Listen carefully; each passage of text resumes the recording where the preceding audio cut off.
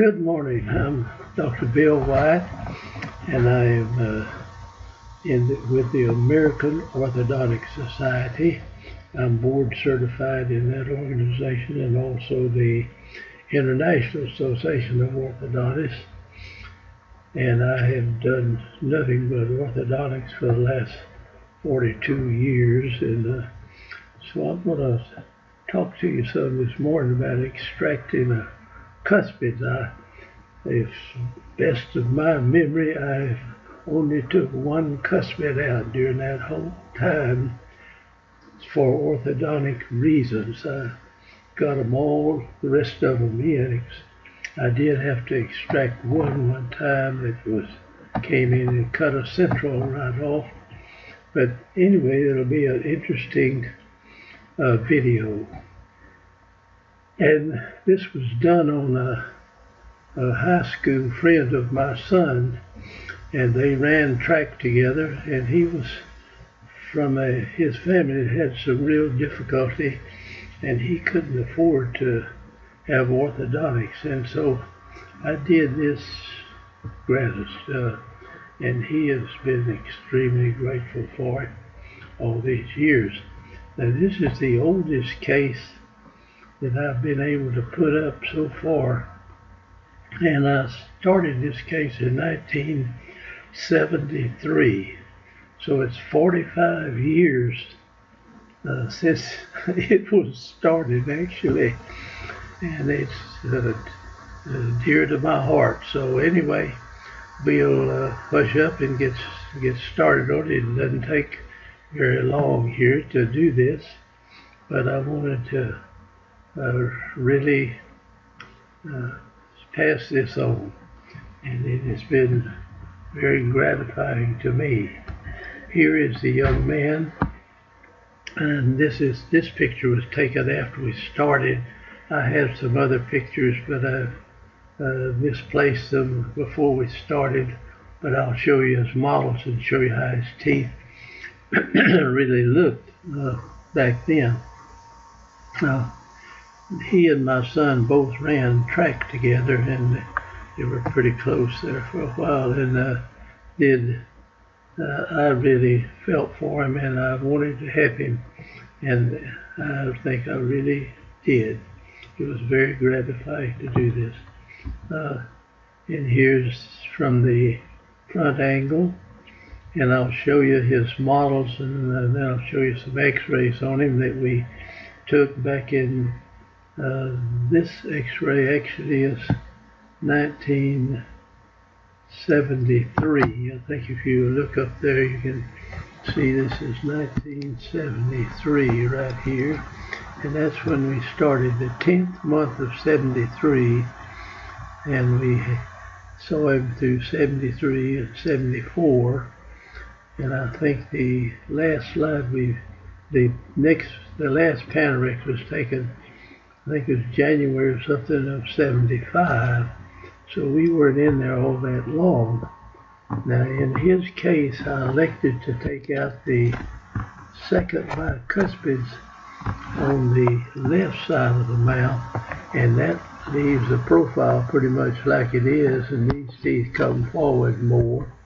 And if I remember correctly, we were able to save the wisdom teeth on this young man, as well as the having to take the bicuspids. I always made a desperate effort to keep their wisdom teeth, and I think we were able to do that.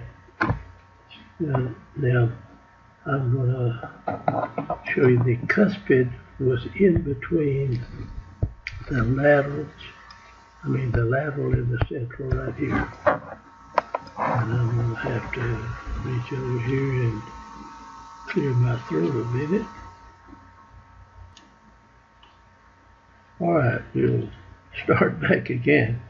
Now this cuspid was coming up between the lateral and the central, and if I did not, it was on the lingual side, and if it had been on the buccal side, I could have brought it in pretty good. I've got a impaction on a well-known dentist there in Dallas that we brought his son's cuspid in across the lateral like that was no problem, but to come on the inside, it would have been quite difficult for me to get this in. So we went ahead and extracted this cuspid.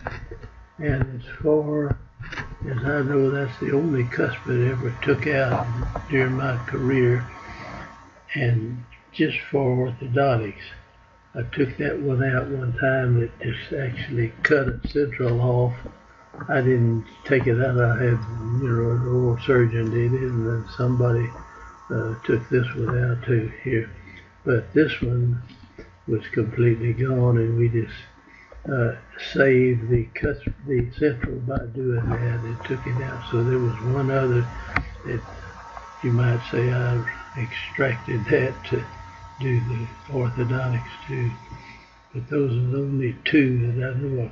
Now up above we took the first bicuspid out, and I used the first bicuspid down here as a cuspid, and it works pretty good. I'm going to show you this guy 43 years after we finished him. He came up and recognized my wife and her name, and he told her where he lived, and she said, well, yes. It was quite an occasion for us. And we used this tooth right here as a cuspid, and it works pretty darn good. So watch this. This is something you might be interested in doing. Okay. Now, here it is, January of '75, so we're virtually finished with it. This was January, and we started 10 of '73. So this is a year and about 3 months into treatment, and we pretty well got him finished. There's not too much left to do here.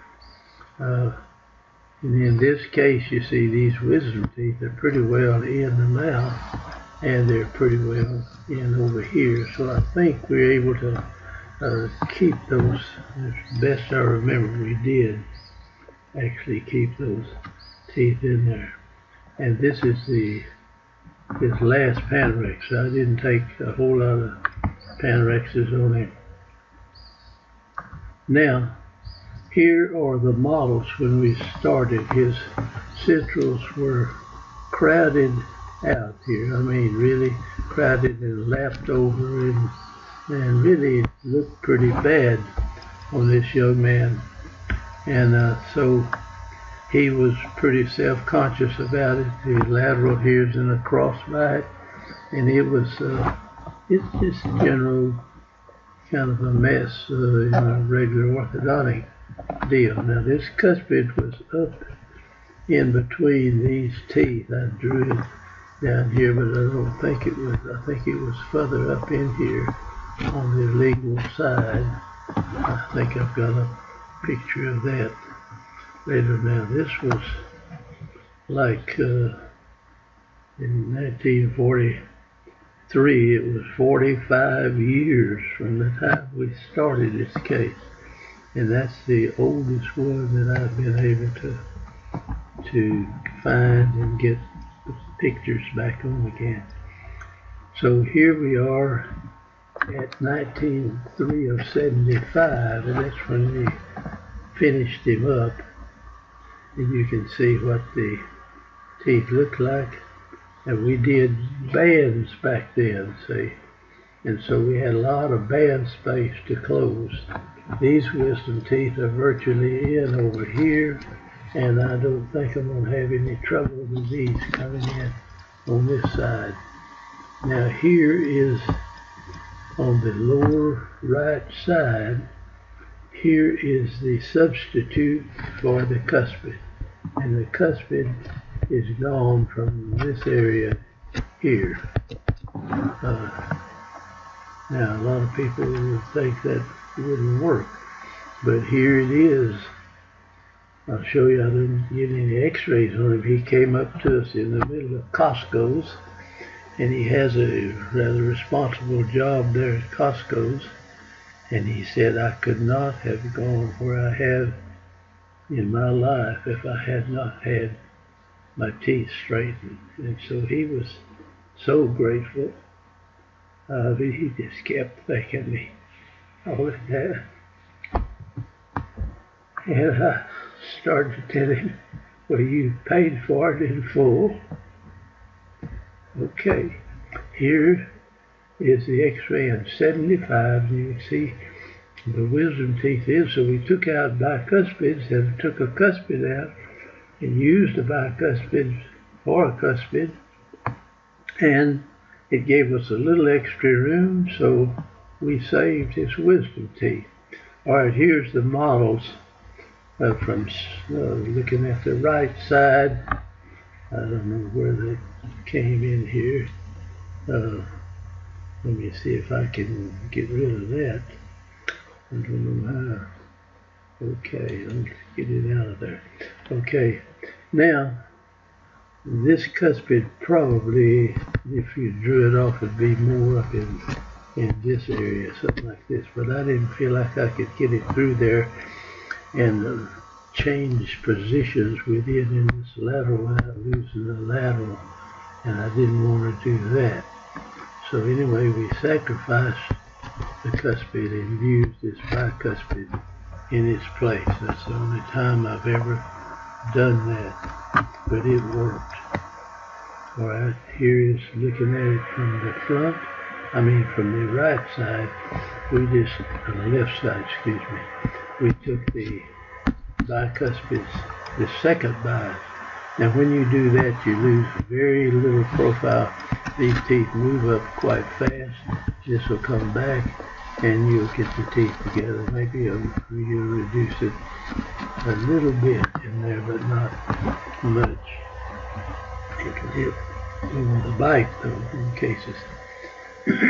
Now, the arch is pretty arrow-shaped in here, and so we're going to try to kind of round this thing out to some extent in doing that.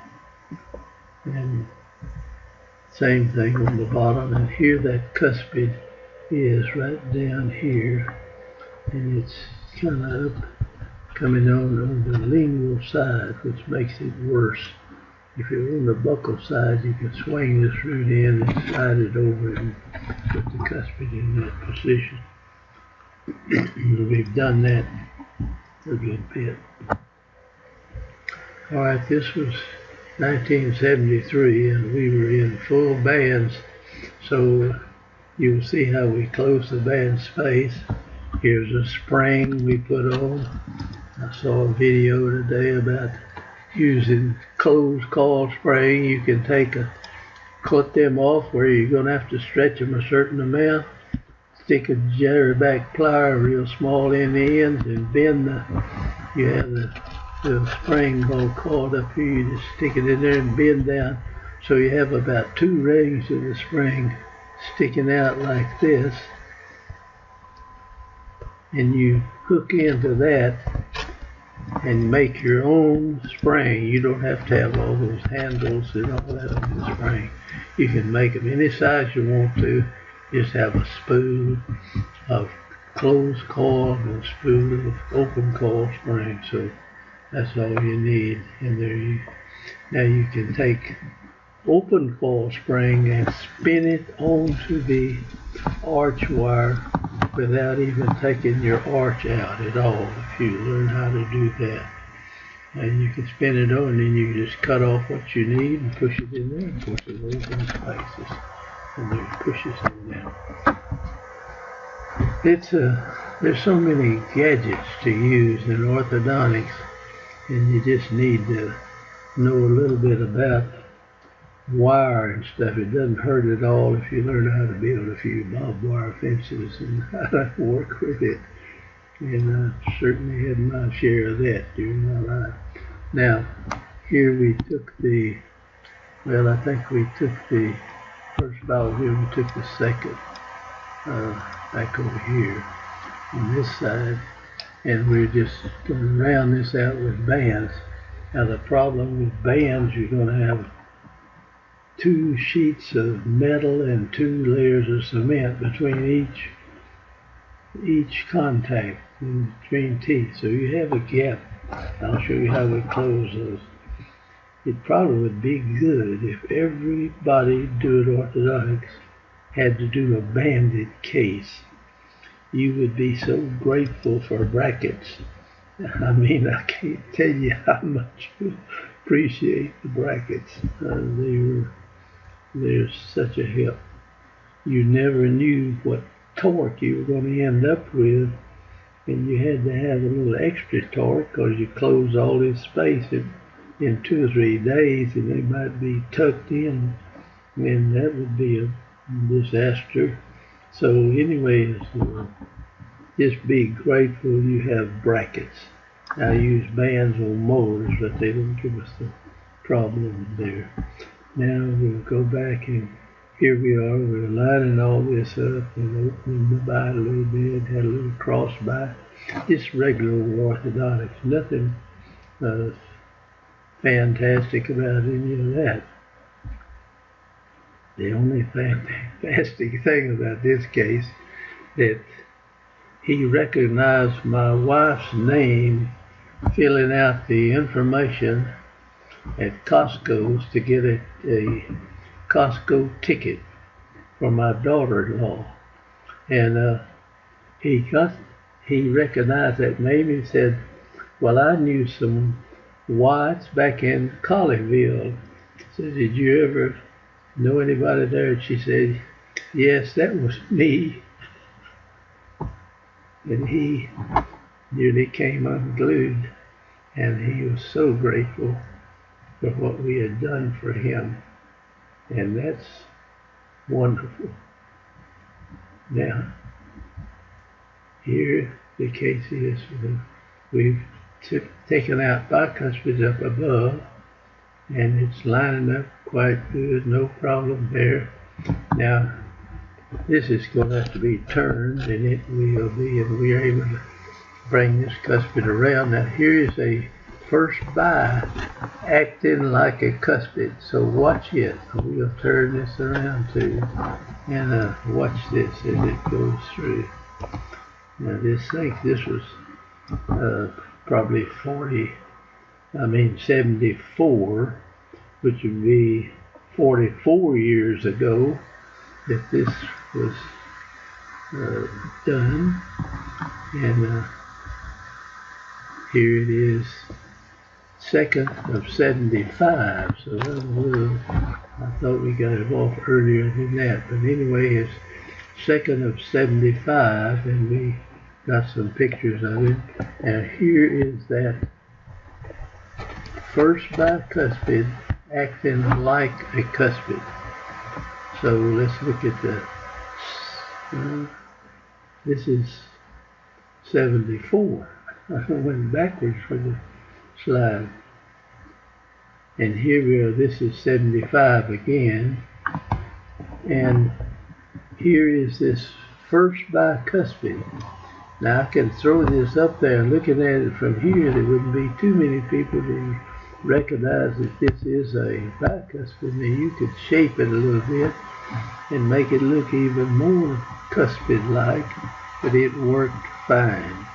And it worked that way for all these over 40 years, and it still looked good.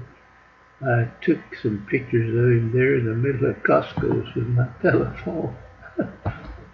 He had a pretty high job there. He kind of hesitated standing there in the aisle with me taking his picture, but he did anyway. And here we are finishing this side out, leveling it out. Now there's you look down on it, you can see the cuspid obviously. And this is got a point like a cuspid more or less, but has this lingual cusp. You could reduce this a little and make it look a little bit more like the cuspid, but it never will be a cuspid, but it worked for him for 47 some odd years now. All right, we took all this off, and for you people that came in around 75, 76, and you were into the band situation, you never got the thrill of closing all that space.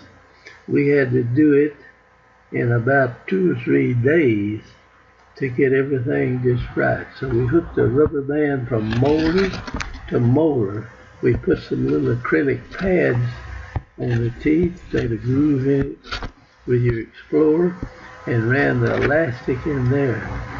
We had a 3/4 inch light elastic we wore there, and we put little dabs of acrylic and mashed the groove in it and ran the elastic from molar to molar, and then we had them chew all the gum they wanted. Just chew as much as they could, and see them back in about 2 days, and hope to God that the space had closed up.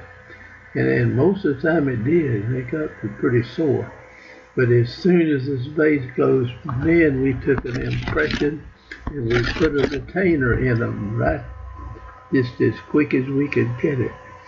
Now sometimes people had to make cut downs of the teeth and went through a lot of mess making something to reshape them or shape them better in there. But we were able to get away without doing that, especially in this particular case. We closed the space and I got an impression immediately, and then we built a retainer and we put it on immediately, both upper and lower if we could. And I put the lower bonding, I don't think he ever had a lower bonding retainer on there, but we put a bite plate on the retainer. All right, here's the braces. You took all those off at one time, hoping to God they would stay lined up, and you could close the space and they would still look good. When you've got them in brackets, you can tell Mama, or you can tell anybody. You look at them like they are, because that's what you got. What you see is what you're going to have. But that was not the case in banded orthodontics. What you saw was not what you were going to get. What you got had a lot less torque in it, and you had to close all those spaces, and sometimes it was darn impossible to do. And it's so I just thank God for brackets. When they came along, I appreciated that very much. Anyway, here they are, and we took them out, and we closed them up. We got them in retention, and I closed everything up. And here is braces, his teeth in 1975, and they look pretty darn good, Now, here is the local arch, and you can see this first bicuspid is serving as a cuspid, and it's been in there, but this is right. This was just after I finished, so this is not the 43 years that I crossed it. And there's his picture when we finished. A nice looking young man. And here is from the front view, and you saw what he looks like. Now here is a picture of him. This was 45 somewhere. Excuse me, it was 75, and 43 years later, here he is. Now he had an accident and one of his teeth was damaged right there, and it looked like they put something on it, and he is 60 some odd years old now, and couldn't thank me enough. I'm sorry for that picture. I was in the middle of Costco's with my telephone trying to shoot this man. It was kind of comical. Now that tooth that he damaged is covered or something. It's a little flawed out. But look right there is that bicuspid that has served as a cuspid for 43 years. And it still looks pretty darn good. And I am glad to find this video. Glad, so appreciate him recognizing and just ran into him by accident. I mean, the world is a small place, and he was so grateful. He wanted me to tell him where these pictures would be. He wanted to show it to his son. So anyway, he'll know now. We're going to get this to him. And there's my picture. But that was a couple of years ago. I'm not quite in that good a shape now. All right. Thank you.